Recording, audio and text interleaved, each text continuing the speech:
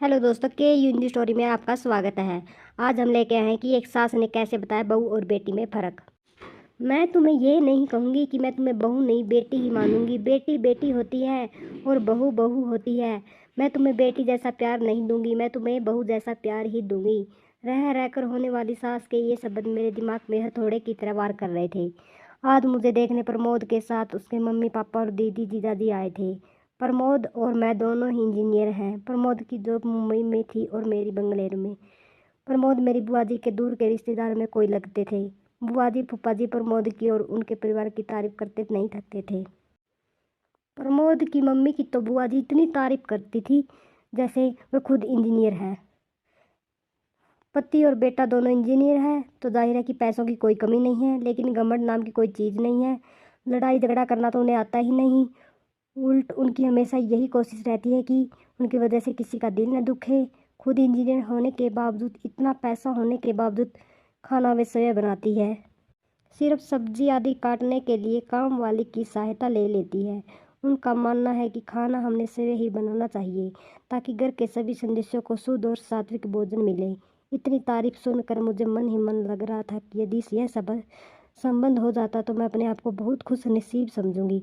क्योंकि कहा जाता है न, पति पत्नी के गुण चाहे ना मिले तो चलता है, लेकिन सास बहू के गुण मिलना चाहिए, तभी वैवाहिक जीवन सुखी रहता है। और यही सोचकर मैं मन ही मन खुश हो रही थी कि मुझे बहुत अच्छी सास मिलने वाली है। लेकिन आज जब उन्होंने बहू जैसा प्यार देने की बात कही तो वो बात किसी के समझ भी नहीं आ रही थी। आज तक सभी ने यही सुना था कि हर सास ऐसा ही कहती है, तुम मेरी बहू नहीं बेटी हो, मैं तुम्हें बेटी जैसा ही प्यार दूंगी। लेकिन यहाँ तो उल्टा ही हो रहा था। बहू जैसा प्यार घर में सभी को आस का हो रही थी कि वे शादी के बाद फिल्मों वाली ललिता पवार टाइम की सास न बन जाए। यदि ऐसा हुआ तो मेरा क्या होगा। लेकिन सिर्फ इस एक बात को नज़रअंदाज किया जाए तो बाकी सभी बातें अच्छी होने से घर के सभी सदस्यों को लग रहा था कि ये रिश्ता हो जाना चाहिए। आखिरकार शादी हो गई।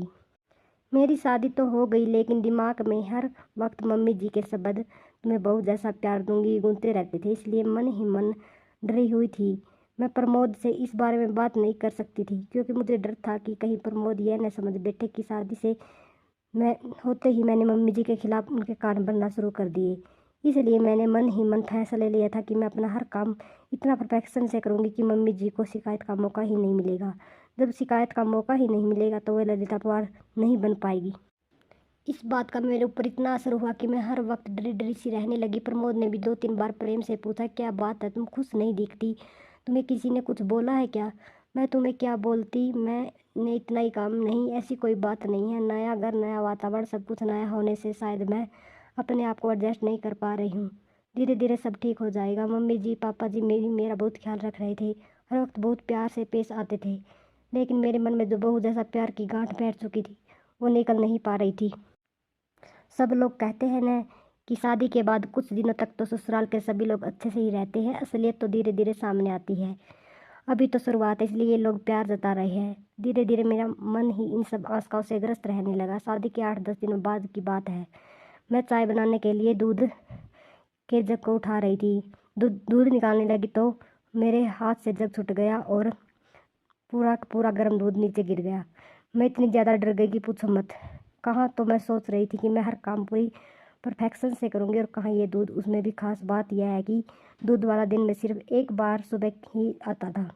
पैकेट के दूध में मिलावट होने से वो घर में नहीं लाते थे। सभी लोग चाय का इंतजार कर रहे थे। जग गिरने की आवाज़ सुनकर मम्मी जी ने बाहर से ही आवाज़ लगाई, संगीता क्या हुआ। मैं तो इतनी ज़्यादा डर गई कि मेरे मुंह से आवाज़ ही नहीं निकली। तब मम्मी जी खुद किचन में आई। मम्मी जी को सामने देखकर मैं डर के मारे कांपने लगी। मुझे लगा कि अब वे ज़रूर ललिता पवार बन जाएगी, क्योंकि अब कल सुबह तक किसी को चाय नसीब नहीं होने वाली और सभी को चाय पीने की आदत है। मम्मी जी ने गिरे हुए दूध की तरफ और मेरे तरफ देखा और बम फटने का इंतज़ार करने लगी। बस अब बम फटा, अब फटा, लेकिन ये क्या बम तो फुस निकला।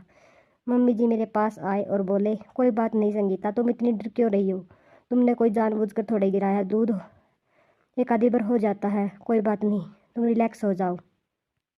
लेकिन मम्मी जी अब चाय कौन से दूध से बनेगी, दूध वाला तो कल आएगा, मैं अभी पैकेट का दूध मंगा लेती हूँ। लेकिन आपने ये कहा था कि हमने यहाँ पैकेट का दूध नहीं लाते। लाते तो नहीं, लेकिन सभी को चाय का एक तरह का नशा हो गया है तो चाय के बिना तो नहीं रहेंगे, इसलिए इमरजेंसी में एक आध बार चलता है।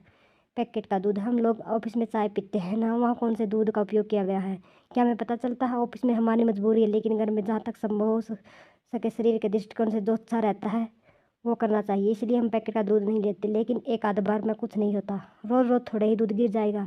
अब तुम रिलैक्स हो जाओ। मैंने मन में सोचा कि मैं फिजूल ही डर रही थी। मम्मी जी तो कितने अच्छे हैं, लेकिन दूसरे ही पल सहेली की बात याद आ गई। ये सब चौचले शादी की शुरुआत में ही होते हैं, आगे आगे देखना होता क्या है। ये बात याद आते ही फिर से मन ही मन डर गई। एक दो बार और इसी तरह की छोटी छोटी गलतियां हुई, लेकिन तभी मम्मी जी ने मुझे प्यार से ही समझाया। 4-5 महीने के बाद की बात है। सभी को पालक पनीर की सब्जी बहुत पसंद थी। आज रविवार की सभी की छुट्टी होने से पालक पनीर की सब्जी बना लेने का तय हुआ। सब लोग खाना खाने बैठे तो जैसे ही इन्होंने पहला खोल मुंह में लिया और तो बहुत बुरा मुंह बनाया और एक घूंट पानी पीकर बोले, क्या सब्जी में नमक डाला है कि नमक में सब्जी? आज डबल नमक है सब्जी में। मुझे काटो तो खून नहीं है भगवान। अब ज़रूर मम्मी जी अपना बहू वाला प्यार दिखाएगी। कहेंगे कि तेरी मम्मी ने यही सिखाया है, क्या पढ़ लिख कर नौकरी कर रही है? इसका ये मतलब नहीं है कि तुम्हें सब्जी बनाना भी नहीं आना चाहिए। तुम्हारी माँ ने तो कहा था कि मेरी बेटी को सब आता, फिर ये क्या है? मैं ये सब सोचकर इतनी डर रही थी कि मम्मी जी ने मुझे पर जोर से जचोड़ा। संगीता संगीता क्या हुआ? तुम काँप क्यों रही हो? रो क्यों रही हो? वो सब्जी मम्मी जी, सॉरी, न मालूम आज कैसे नमक डबल हो गया। अब सब लोग खाना कैसे खाएंगे? फूल गोभी की सब्जी, दाल, चटनी और अचार है, खा लेंगे, तू घबरा मत, लेकिन आगे से सब्जी बनाते वक्त थोड़ा ख्याल दिया कर। दोपहर में जब मम्मी जी अकेले थी तब वो बोली, शादी हुई है तभी से मैं देख रही हूँ कि तुम फ्री नहीं लग रही हो। ऐसा लगता है कि कहीं कहीं खोई सी डरी सी लगती हो। क्या बात है? यदि तुम मुझे नहीं बताओगी तो हम समस्या का निदान कैसे कर पाएंगे? ये तुम्हारी मम्मी नहीं है, लेकिन मैं तो हूँ। तुम मुझसे अपने मन की हर बात कर सकती हो। उनके इतने प्रेम से बोलने पर मैं अपने आप को रोक नहीं पाई और मैं रोने लगी। उन्होंने मुझे अपने बाहों में भर लिया। अब बता क्या बात है? मम्मी जी, अब आप मुझे देखने आई थी तो आपने कहा था कि आप मुझे बेटी जैसा प्यार नहीं बहू जैसा प्यार करेगी। हाँ हाँ, कहा था तो। बहू जैसा भी कोई प्यार होता है क्या? बहू की छोटी से छोटी गलती पर उसे इतना प्रताड़ित किया जाता है कि मानो उससे बहुत बड़ा गुनाह हो गया हो। इसलिए मुझे लगा कि आप मेरी छोटी से छोटी गलती पर भी महाभारत रचेगी। इनको मेरे खिलाफ भड़काएगी। इसी सोच के चलते मैं हर वक्त डरने लगी। मुझसे कोई गलती नहीं होनी चाहिए। मुझ पर नाराज़ होने का आपको कोई मौका नहीं मिलना चाहिए। सच बताऊं तो आज तक मुझसे भी जो भी गलतियां हुई हो वो इसी घबराहट के चलते हुई है। लेकिन मेरी एक बात समझ में नहीं आई। बहू जैसा प्यार करूंगी ऐसा कहने पर भी आपने आज तक अपना सासूपना नहीं दिखाया और मुझे डांटा भी नहीं। फिर आपने ऐसा क्यों कहा था कि आप बहू जैसा प्यार करेगी? अरे पगली, मुझे नहीं पता था कि तू मेरी सादी सी बात को इतना दिल पर लगा लेगी।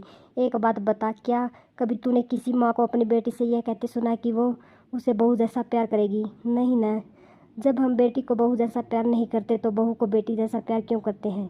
इसका तो यही मतलब हुआ ना कि बेटी को ज़्यादा महत्व देते हैं, बेटी को ज़्यादा प्यार करते हैं। इसलिए बहू से कहते हैं कि तुझे बेटी बनाएंगे, तुझे बेटी जैसा प्यार देंगे। हम लोग बेटे को ज़्यादा महत्व देते इसलिए बेटे को बेटे जैसा ही प्यार कर देते हैं। कभी भी बेटे से यह नहीं कहते कि तुझे बेटी जैसा प्यार देंगे। यदि हम बेटा और बेटी दोनों को समान समझते हैं तो बेटी को बेटी जैसा प्यार क्यों नहीं दे सकते? मेरी नज़र में जिस तरह बेटी का अपना एक अलग अस्तित्व है, उसी तरह बहू का भी अपना एक अलग अस्तित्व है। मैं बहू को बेटी से किसी भी मामले में कम नहीं समझती। इसलिए मैंने कहा था कि मैं तुम्हें बेटी जैसा नहीं बहू जैसा प्यार दूंगी। मुझे क्या पता था कि तू उसका गलत मतलब लगा लेगी और वह दिल को बैठेगी।